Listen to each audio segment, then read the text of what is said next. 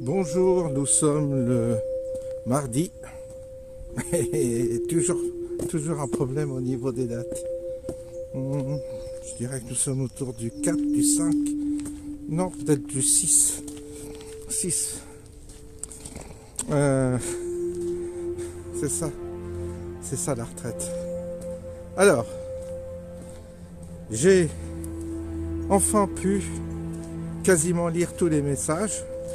J'y suis arrivé au bout. Je me suis couché tard hier soir pour finalement finir la lecture de tous ceux qui m'ont envoyé des messages. Je les remercie. Mais je ne remercie pas ceux qui sont insultants ou ceux qui manquent de respect, bien entendu. Il faut savoir qu'avec une forme de succès, puisque il est vrai que j'ai gagné en peu de temps beaucoup de nouveaux abonnés, et donc ça enrichit bien entendu le potentiel de personnes qui viennent regarder mes vidéos. Fatalement, je vois presque revenir certains commentaires que j'avais dans les premiers temps de ma chaîne, c'est-à-dire des gens qui me découvrent et qui s'expriment d'une certaine manière, avec parfois une certaine désinvolture, je dirais. Il faut savoir que j'essaie d'être respectueux vis-à-vis de tout le monde, mais j'exige la réciprocité dans le respect. Et j'ai absolument rien contre des objections qui sont formulées avec respect et puis avec pertinence, mais quand ce sont des anathèmes, quand ce sont des slogans, quand ce sont des insultes, et là, il n'y en a pas eu beaucoup, mais plus que d'habitude. En général, si vous voulez, comme je tournais avec un fonds d'abonnés toujours le même, j'ai stagné longtemps, les gens à qui je ne plais pas sont partis, ça a permis de faire un tri. Vous savez, c'est comme tout, quand vous prenez l'initiative de créer un lieu, un endroit, ou un groupe, ou une association, au début, vous avez toutes sortes de personnes qui viennent vous voir. Et puis, progressivement, il y a une forme de sélection qui se fait par rapport à votre personnalité. Et du coup, ceux qui restent, c'est ceux, en général, qui vous apprécient, ou tout au moins, qui acceptent la longueur d'onde sur laquelle vous voulez les emmener. L'état d'esprit et tout. Ça va au-delà des idées, je dirais. C'est plus un comportement, un état d'esprit et presque même un jeu de contradiction quand c'est nécessaire et qui est utile aussi. Donc il n'y a rien contre le fait qu'on soit pas d'accord sur un sujet, en tous les cas qu'on apporte des éléments ou des objections qui mènent à une réflexion plus aboutie. Au contraire, c'est une forme de dialectique qui est nécessaire, mais cet état d'esprit, il se crée au bout d'un certain temps. Et c'est vrai que vous avez un apport, c'est comme un commerce, vous avez un apport de nouveaux clients, il va falloir qu'ils s'habituent à votre personnalité, qu'ils comprennent l'état d'esprit de votre chaîne, etc. Et qu'en réalité, on n'est pas du tout dans un registre de provocation ou entre nous, ou de provocation, ou tout au moins on n'est pas dans un mode d'adversité. Moi, l'adversité sur ma chaîne, bien entendu, je ne suis pas dans cette démarche qui consiste à créer, si vous voulez, une adversité entre des personnes et à jouer dans la provocation. Ça m'intéresse pas. Ça m'intéresse pas. C'est pas le but de cette chaîne.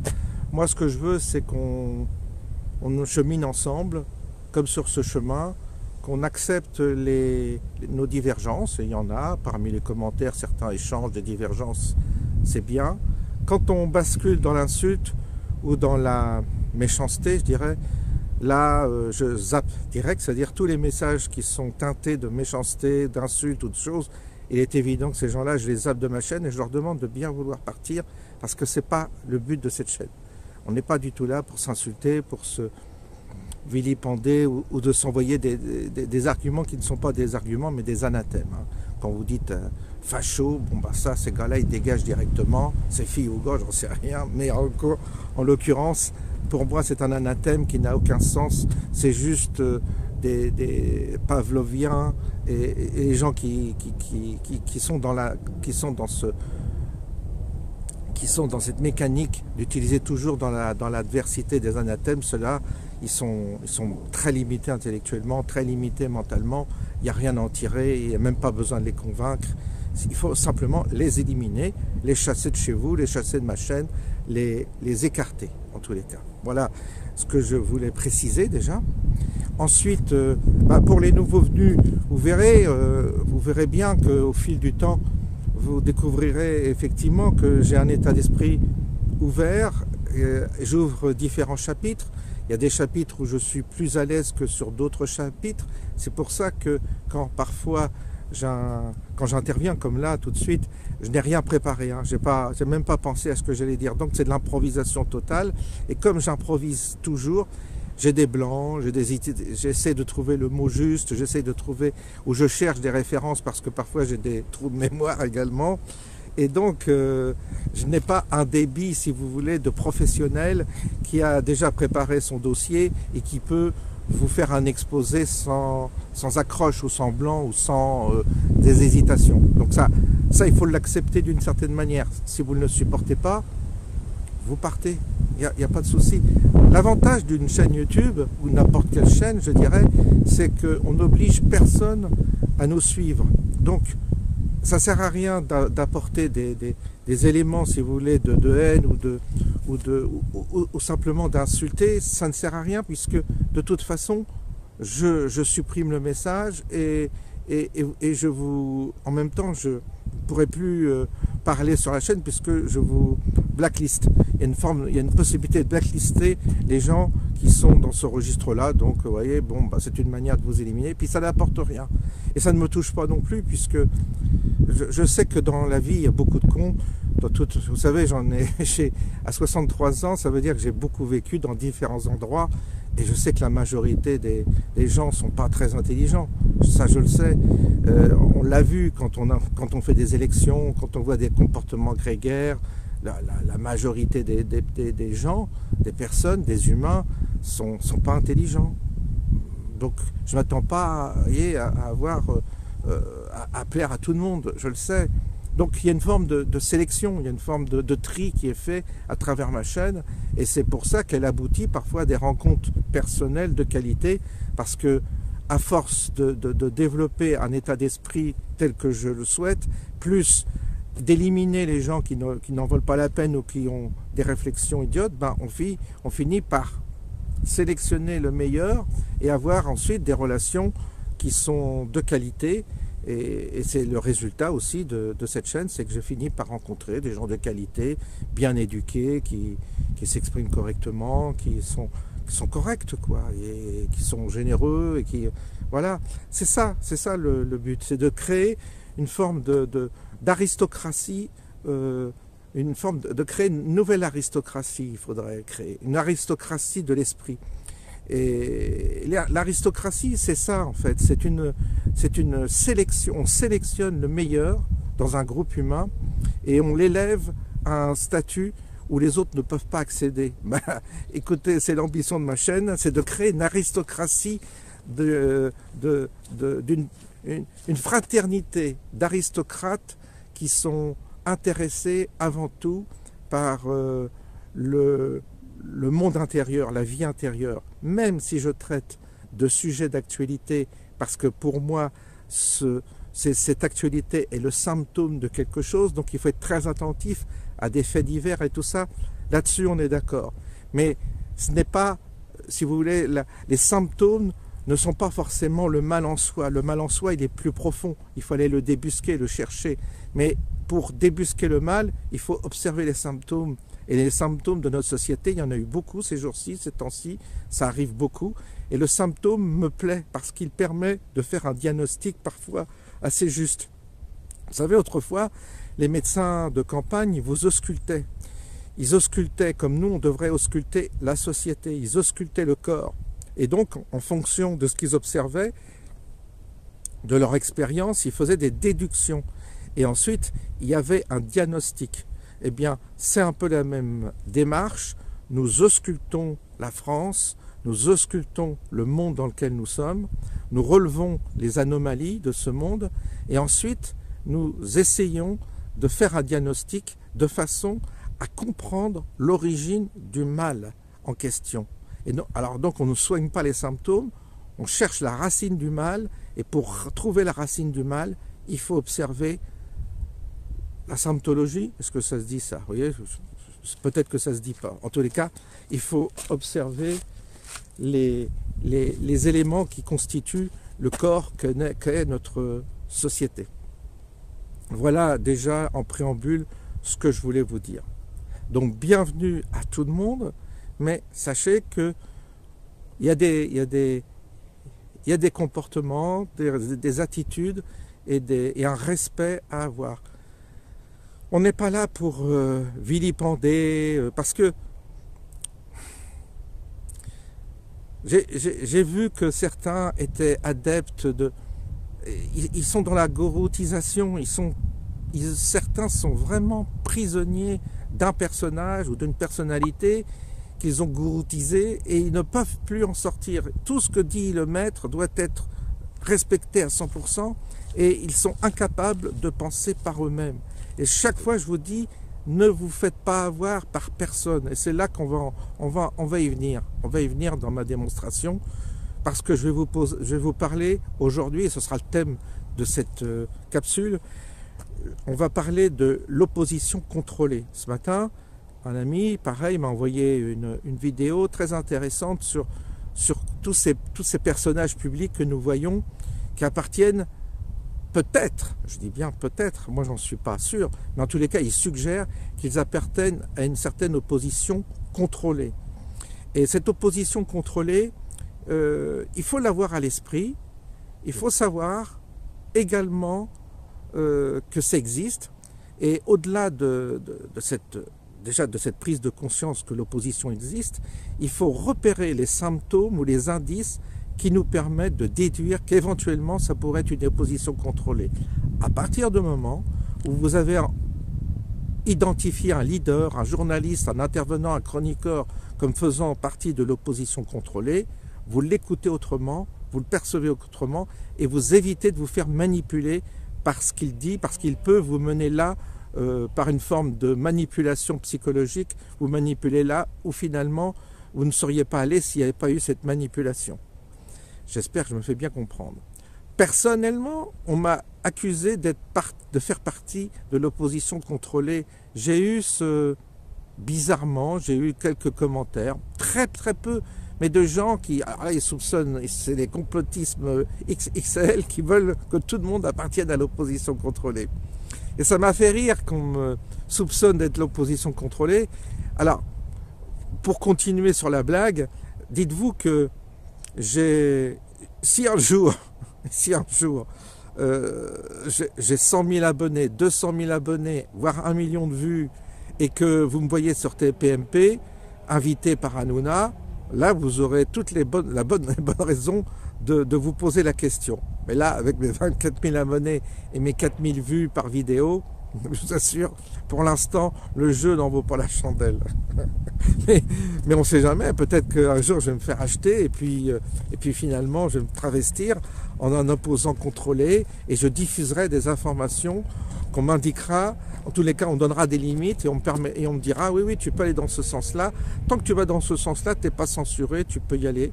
Et je ferai partie peut-être d'une opposition contrôlée qui consiste peut-être à canaliser les émotions des gens, les revendications, de canaliser l'opposition. Ça aussi, ça fait partie de l'opposition contrôlée. Je vais reprendre le sujet, je vais marcher un peu et on en reparle dans quelques instants. Là, je respire un peu. Voilà, je reprends le fil. Donc, l'opposition contrôlée, il faut que, à chaque fois, et vous devez à chaque fois, vous poser la question de cette fameuse opposition contrôlée.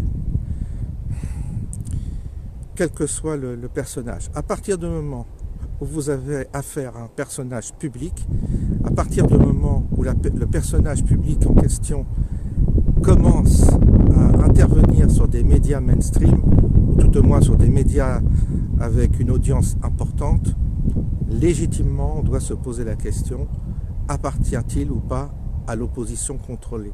Alors ce n'est pas être dans un délire complotiste que de se poser la question. Poser la question, ça ne veut pas dire accuser tout le monde d'en faire partie, mais ça veut dire avoir l'honnêteté intellectuelle de se poser la question si cette personne auquel on croit, qui nous semble sympathique, etc., appartient à cette fameuse opposition contrôlée. Après, ça nécessite de faire des enquêtes. Ça nécessite, et si on n'a pas la force de faire ces enquêtes, il faut écouter des médias qui, eux, soupçonnent parfois tel ou tel individu d'appartenir à cette opposition contrôlée. En général, on s'appuie sur différents facteurs. Déjà, est-ce qu'ils ont un message répétitif, récurrent? Ça, c'est important. C'est-à-dire que, est-ce qu'en fait, vous savez, la pub, c'est un message qu'on répète, qu'on répète, qu'on répète.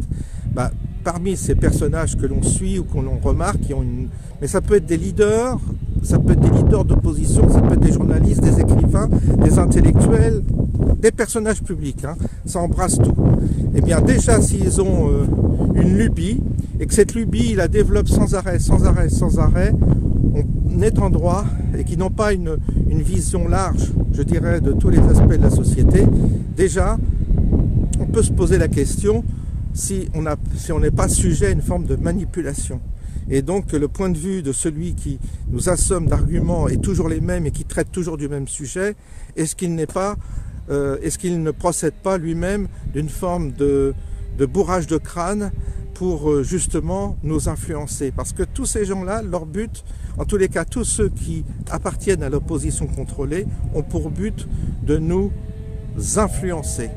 Et donc, c'est pour ça que sur YouTube, on appelle ça des influenceurs. Ils ont pour but de nous influencer. Et donc, de nous amener à avoir des réactions émotives par rapport à un événement. Donc, ils traitent l'actualité, ils la décortiquent pour vous, ils vous disent ce qu'il faut en penser, ils activent des éléments qui sont parfois émotionnels, et ça vous conduit à avoir une réaction. Ça, c'est de la manipulation, et ça peut vous conduire à être, sans le vouloir, inconsciemment, à être manipulé, je regarde toujours derrière, à être manipulé, et donc, on peut soupçonner ces gens-là déjà de faire partie de cette opposition contrôlée qui, elle, va agir pour un réseau. Alors, le réseau, justement, on en parle. Il est intéressant, et pour ça, il faut faire parfois l'effort de faire quelques recherches. Il est intéressant de savoir à qui, d'essayer de décoder les réseaux des gens, leurs amis. Quand ils ont des amis, parce qu'on arrive à savoir qu'ils sont en bon terme avec telle autre personne. Et parfois, on relève des incohérences, c'est-à-dire que ces gens-là ont un discours, ils ont des principes et ils sont amis, ils ont de très bonnes relations avec des personnes qu'ils seraient censés normalement combattre. Donc il y a une incohérence. Donc il faut relever les incohérences dans leurs amitiés, dans leurs réseaux. Alors je ne dis pas que c'est bien d'avoir quand c'est deux intellectuels qui s'apprécient mais qui ouvertement se confrontent au niveau des opinions, ça c'est pas du tout une incohérence. C'est des gens, on peut s'apprécier, ne pas partager les mêmes opinions et participer à des débats. Par exemple, Onfray et Zemmour, sans dire qu'ils appartiennent à la position contrôlée, mais ils ont déjà débattu. Je pense que les deux personnages s'apprécient. Ils n'ont pas du tout, forcément sur tous les points de vue, n'ont pas tout à fait les mêmes opinions, mais ils débattent, ils ont débattu. Et donc, voilà le cas et là c'est tout à fait cohérent. Mais ce qui n'est pas cohérent, c'est quand vous faites la promotion d'une société, que vous êtes ami par exemple avec Attali, et que tout ce que vous proposez aux gens, tout ce que vous dénoncez, c'est ce dont Attali fait la promotion. Alors qu'ils sont comme cul et chemise les deux, qui s'apprécient énormément, qui se voient et qui travaillent parfois ensemble. Là il y a une incohérence, il y a un indice. C'est à nous de les relever, à nous de les repérer. Quand vous avez des gens, des influenceurs, des journalistes qui poussent dans un sens et puis qu'au dernier moment, ils retiennent en quelque sorte le bras, ça veut dire qu'ils vous ont amené à un point, ils vous ont remonté, et à un moment donné, ils vous disent stop, vous ne pouvez pas aller plus loin. Donc vous êtes manipulé. Et les journalistes et les influenceurs sont très forts pour ça. C'est-à-dire qu'ils vous poussent dans une direction, et à un moment donné, ils vous cassent. Ça veut dire que ce sont des faux amis, des gens qui semblent être avec vous, mais au dernier moment, ils vous lâchent ou ils vous trahissent. Il y en a beaucoup comme ça, attention. Et c'est comme ça qu'on repère progressivement les gens qui appartiennent à une opposition contrôlée. Il faut aussi aller voir le passé, les amitiés anciennes, les influences anciennes de toutes les personnes qui s'expriment, de tous ces personnages publics, pour savoir qu'est-ce qu'ils faisaient quand ils étaient jeunes, à quoi et à quel mouvement ils appartenaient, quels étaient leurs réseaux, parce que tous n'ont pas trahi. Si aujourd'hui vous avez dans la sphère complotiste ou pour je dirais, ou ceux qui ne sont pas dans la doxa, si vous avez des gens qui ont adhéré à des mouvements à l'époque qui avaient une mauvaise influence pour la France, mais qui semblent s'être convertis, il faut bien avoir la certitude qu'ils se sont vraiment convertis, qu'ils ont vraiment changé. Et là, il y a des indices aussi qui nous permettent de savoir si la personne a vraiment renié ses anciennes convictions pour de nouvelles convictions, ou si elle fait semblant, si elle simule, si elle est dans un simulacre. Vous voyez? Voilà. Bon, je vais continuer progressivement, je vais avancer et on en reparle. Comme ça, ça permet de respirer.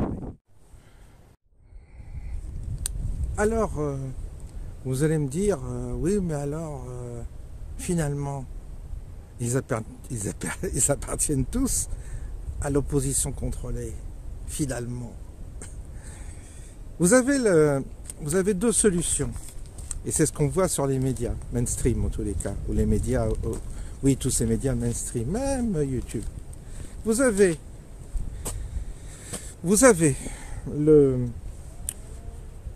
les médias de propagande, c'est-à-dire ceux qui sont grossièrement, ouvertement, j'ai les cheveux là, ça va pas, qui sont grossièrement, ouvertement une propagande d'État. On les cite, vous avez LCI, France Info, tout France Télévisions bien entendu, et puis vous avez le BFM. Bon, en gros, là-dessus, vous allez dessus, c'est la voix de son maître, ils défendent les positions de l'État, c'est pas de l'opposition contrôlée, c'est l'appareil, l'outil de propagande des puissances d'argent, mais surtout du pouvoir. Là, il n'y a pas d'ambiguïté, on sait où on va, on est tranquille. Le plus dur, c'est les médias qui se situent dans une opposition. Alors vous avez CNews, je parle des médias mainstream, vous avez CNews, Radio Sud, Sud Radio, pardon, et puis, qu'est-ce que vous avez d'autre dans les grands médias, ben c'est tout. Hein. Donc eux, ils sont dans l'opposition. Et ils sont certainement, parce que derrière, et Europe 1 aussi, comme radio. Donc eux, ils sont plus ou moins dans l'opposition. Et eux, parmi eux, chez eux, évidemment, ils sont financés, ils gagnent bien leur vie, et c'est le groupe Bolloré qui finance ces médias qui sont censés être dans l'opposition. Sont-ils dans l'opposition contrôlée? À vous d'y répondre. Il faut regarder, si vous voulez, quels sont le profil en général des chroniqueurs, des journalistes. Alors, il y en a qui ont notre sympathie, il y en a d'autres qui ne l'ont pas, mais moi j'ai beaucoup utilisé des séquences de CNews pour alimenter ma chaîne, puisqu'il n'y a pas de droit d'auteur pour CNews, donc ils nous laissent faire, ça leur fait de la pub. Et parce qu'il y avait parfois des faits d'actualité sur lesquels j'étais en accord avec eux. Quand vous aviez Pascal Praud qui invitait des gens qui étaient victimes d'effets secondaires, j'applaudissais Pascal Praud. Le même peut prendre des positions parfois, paradoxalement, qui vont plus dans le même sens. Si on se dit, mais qu'est-ce qui lui arrive? Ah ben il est obligé de donner un peu la soupe aux autres, parce que sinon, il va se faire jeter. C'est l'interprétation des gens qui pensent qu'il est pris aussi dans des obligations, qu'au fond, il pense comme nous, mais il ne peut pas tout dire. Ça, c'est l'interprétation des gens qui pensent qu'il n'appartient pas à l'opposition contrôlée. Chacun doit se faire son opinion. Moi, je ne suis pas là pour prétendre que un tel ou tel appartient à l'opposition contrôlée. La seule chose que je peux dire, c'est qu'on est en droit de se poser la question. Simplement de poser la question. Appartiens-tu sur CNews, quand tu passes sur CNews, parce que c'est une chaîne d'opposition, appartiens-tu à l'opposition contrôlée ou pas? Est-ce que Bolloré, quelles sont les relations du groupe Bolloré avec le pouvoir? Je sais pas, c'est toutes ces réponses-là, mais les questions sont pertinentes, je trouve, pour savoir vraiment à qui on a affaire. Parce que là aussi, on peut être manipulé et trompé. Même si les éditoriaux, les événements sont basés sur des faits d'actualité qui sont tout à fait objectifs, réels.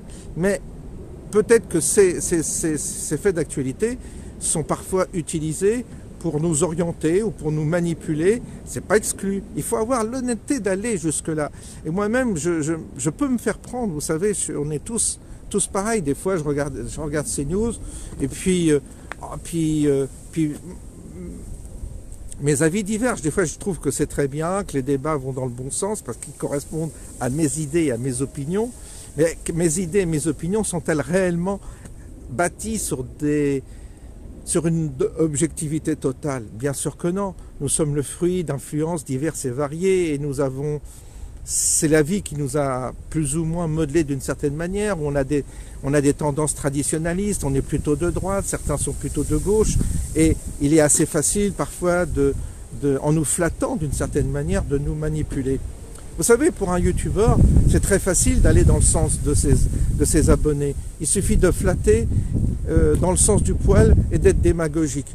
Vous allez à fond dans la démagogie, vous dites ce que les gens ont envie d'entendre, et là, vous ramassez beaucoup d'abonnés, vous ramassez beaucoup de gens, parce que vous les flattez. Et ça, c'est malhonnête de faire ça, parce que vous êtes dans un registre aussi où vous devenez vous-même quelqu'un qui manipule. Vous voyez, c'est donc peut-être que parmi les gens qui sont dans l'opposition, peut-être que inconsciemment certains font partie de l'opposition contrôlée sans le savoir. C'est pas exclu non plus. Tout est possible. Quand on vous donne une possibilité d'avoir une audience importante à partir d'un média, déjà, est-ce que vous allez dire non? Est-ce que vous allez, par exemple, Hanouna t'invite. Il t'invite et il t'invite et il te dit allez là, il y a une secrétaire de l'émission qui dit tu viens par rapport à tel sujet, on a vu, etc. Olive, par exemple, est un youtubeur qui a été dans les contestations, qui a été dans les Gilets jaunes et qui est parfois invité sur TPMP, ce qui lui a donné une audience personnelle parce que c'est évidemment quand vous passez sur une chaîne comme ça, après les gens, il y a du vent, hein, vous n'allez pas entendre. On va rentrer dans la forêt dans ce cas. Il y a moins de vent dedans. Alors, est-ce que vous refusez? Si ça m'était proposé, est-ce que je refuserais? Non, j'irais. J'irais parce que je suis tellement piqué par la curiosité pour voir comment ça se passe, tout ça. Et puis je me dirais, bah, c'est l'occasion d'être plus connu et donc d'avoir plus d'audience et donc de toucher plus de monde et d'avoir une chaîne qui marche plus. Et oui, c'est ça. Alors, c'est pour ça que je ne peux pas, on n'en jette pas la pierre, mais à partir du moment où vous rentrez à partir du moment où vous êtes invité sur TPMP, où vous êtes invité régulièrement, j'entends pas occasionnellement pour être cassé, mais là déjà le fait d'être invité, on va vous casser, on va vous aider. Il y a deux possibilités. Et donc ça peut être aussi un piège pour vous casser. Il faut faire attention. Et deuxième chose, si vous êtes invité sur TPMP régulièrement, ça veut dire que vous avez accepté de jouer un certain jeu et donc de rentrer, et même si vous êtes un opposant, tout ça, d'une certaine manière, vous rentrez dans ce qu'on appelle l'opposition contrôlée. On pourrait le dire. Mais c'est pas sûr. Peut-être que simplement, vous vous faites peut-être piéger en étant conscient des risques que ça présente. C'est pas parce que vous allez sur TPMP que vous êtes parti d'un élément de l'opposition contrôlée. Mais malgré tout, on imagine qu'à partir du moment où vous arrivez à ce stade-là d'audience, il y aura des conséquences dans vos prises de position derrière. Vous n'avez plus finalement les mains aussi libres que ça. Je pense, c'est moi qui dis ça, maintenant je me trompe peut-être. Je pense. Vous voyez, donc c'est vraiment très important d'arriver à une forme d'indépendance. Il faut qu'on arrive à mettre tout en doute. C'est ce que font les complotistes, mais les complotistes n'ont pas toujours tort. Mais le problème, c'est qu'il y a une forme de maladie, c'est-à-dire qu'il y a une forme de paranoïa, on soupçonne tout le monde et on ne fait plus confiance à personne. Parce qu'il est vite fait le pas où finalement on remet tout le monde en cause et on ne fait plus confiance à personne. Donc ça devient une forme de paranoïa, une forme de maladie où on soupçonne tout le monde, même nos voisins et tout ça. Alors, vous voyez, c'est là qu'il faut faire attention de ne pas basculer. Donc, on cherche un équilibre, un esprit critique, toujours critique. On analyse les propos de la personne, on suit la personne, on remarque s'il y a des incohérences ou pas, on remarque si ça va toujours dans le même sens ou pas, est-ce qu'il y a des sujets qui ne sont jamais abordés par la personne, c'est des questions, on se pose toutes les questions possibles et inimaginables pour se faire une idée sur la probabilité que la personne appartienne ou pas à l'opposition contrôlée. Vous avez des gens qui objectivement, je dirais, font partie de l'opposition contrôlée, c'est-à-dire ce sont des agents secrets qui défendent une cause bien précise et qui vont manipuler les opinions publiques avec un avatar, ce sera leur personnage, ils seront écrivains, ils seront tout ça, mais derrière ce sont des agents, parfois des agents qui appartiennent à des réseaux d'influence ou des réseaux financiers, des mafias ou même des pays, qui sont là pour servir un lobbying et donc vous orienter, vous manipuler et donc vous influencer. C'est à nous d'avoir c'est à nous d'avoir cet exercice, d'avoir cette discipline, de systématiquement se poser la question et donc d'avoir un recul par rapport à ce qui nous est présenté, de façon à ne pas nous laisser manipuler. C'est le début du discernement, c'est le début de la réflexion personnelle, c'est le début du sentiment personnel. Et où est-ce qu'on doit aller chercher ce discernement? Et c'est là où je vais en conclure, que je vais finir par conclure, c'est en nous-mêmes. C'est notre intuition, c'est notre discernement intérieur, c'est notre vie intérieure, c'est notre Dieu intérieur qui nous permet d'ouvrir les yeux sur le monde dans lequel nous sommes. C'est-à-dire qu'en réalité, il faut ouvrir le regard intérieur qui est alimenté par une autre science, par une autre, je dirais presque par une entité qui, elle, a le bon discernement. Mais il faut l'écouter. Donc il faut écouter en nous, il faut poser la question en nous-mêmes pour ne pas se faire manipuler et essayer systématiquement d'être dans une introspection interrogative et d'attendre la réponse. La réponse arrive, la réponse nous est donnée. Et comme ça, vous n'êtes pas prisonnier d'un gourou. Vous ne serez jamais prisonnier d'un gourou. Vous ne serez jamais prisonnier d'un leader. Vous ne serez jamais prisonnier d'un écrivain, d'un philosophe, tout ça. Vous l'écouterez avec intérêt, mais le dernier et le rempart contre tout ça, ce sera votre propre personnalité à vous qui, en définitive, prendra la décision. À chaque fois, je le dis, il faut prendre sa propre décision. Il faut travailler nous-mêmes, sur nous-mêmes, travailler en nous de façon à obtenir ce discernement personnel qui nous ouvre les yeux. Il faut que nous soyons clairvoyants. Et pour être clairvoyant, il faut chercher dans cette ressource intérieure qui est déposée en nous, que nous ne cultivons pas, mais qui est là, présente. Et je vous assure qu'à force de questionner, on appelle ça l'intuition, pour être simple. Mais ça va au-delà de l'intuition. C'est quelque part quelqu'un en nous qui nous répond, qui répond à nos questions.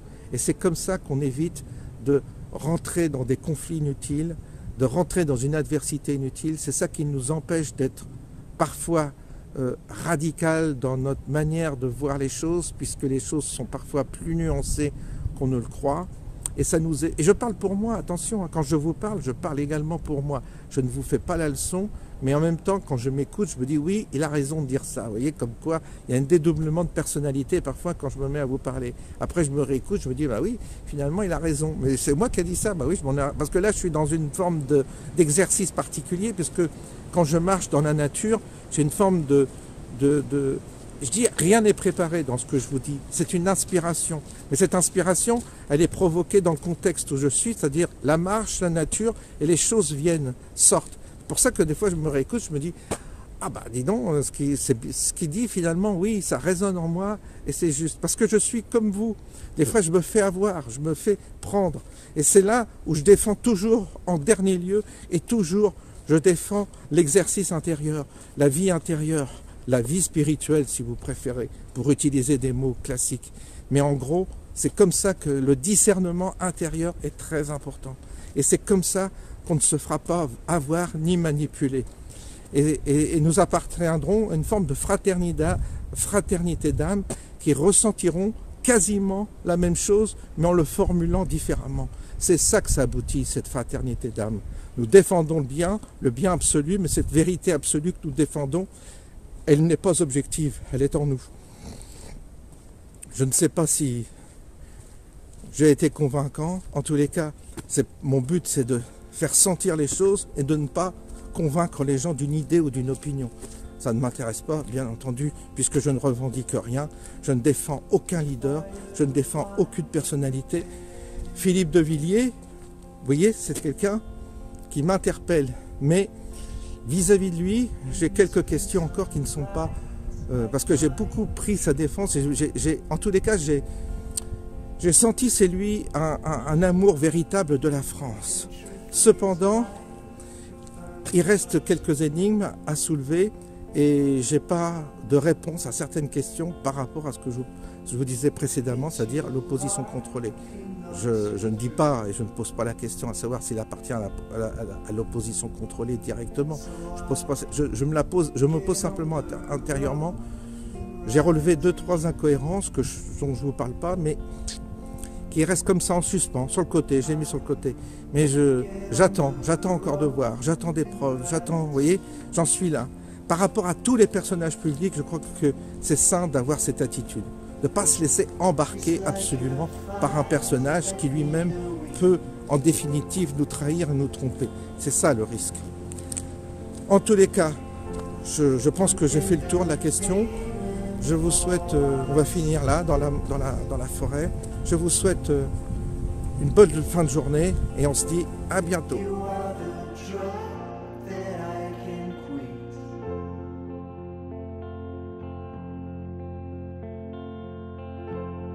Your perfect chaos is a perfect fit. So I get on the road and ride to you. I get on the road and ride to you.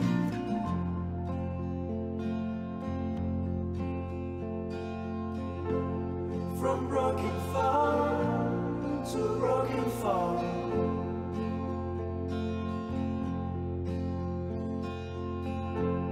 the engine noise like an alarm.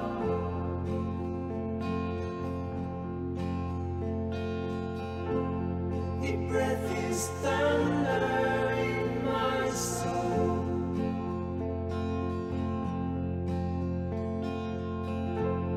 It starts this race through the despair.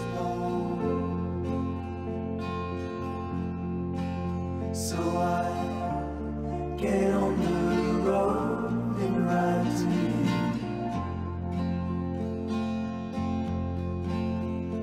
I get on the